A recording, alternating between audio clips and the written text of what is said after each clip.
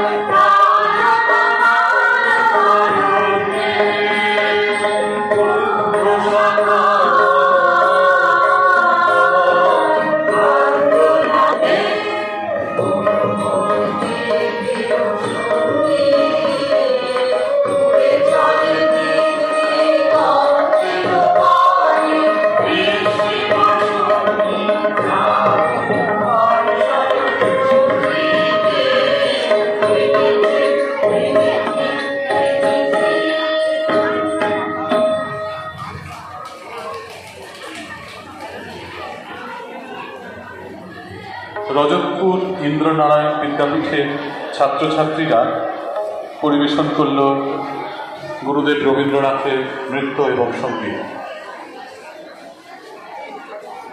ওদের অনুষ্ঠান এখানেই শেষ হলো। এরপরে সঞ্চালক বিজয় দাকে বলার জন্য অনুরোধ করছি।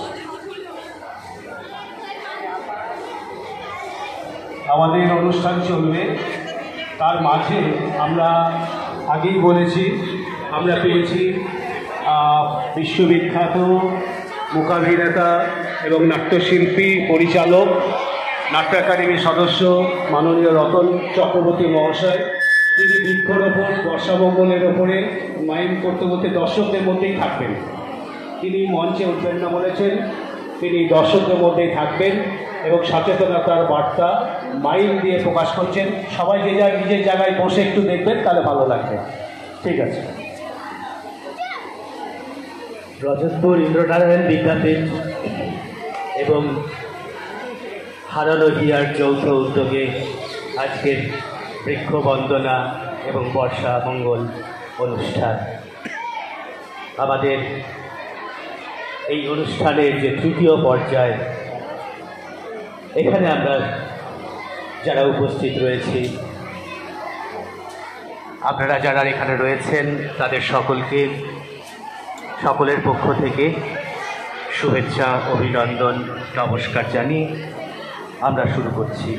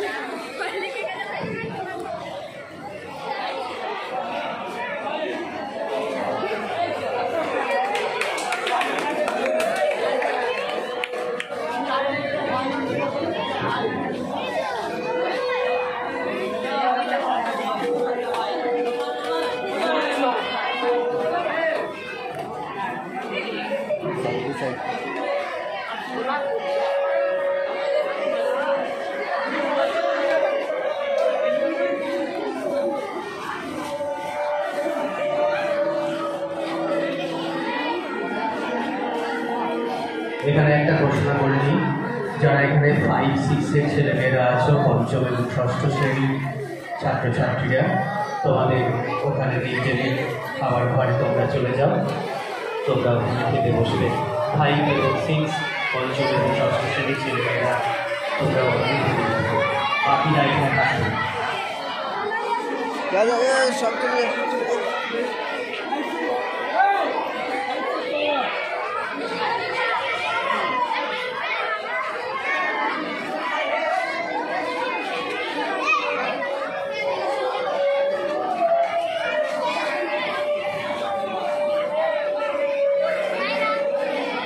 আমাদের এই লাল মাটির দেশে বিস্তৃত প্রান্তর জুড়ে যেমন দুঃসহ বৃষ্টি বৈশাখে রসের বৈরাগ্যময় মূর্তি ধরা পড়ে, তেমনি বৃষ্টিস্নাত শ্যামলিমায় উল্লাসে বাউল মন ভেসে যায় অতি সুদূরে।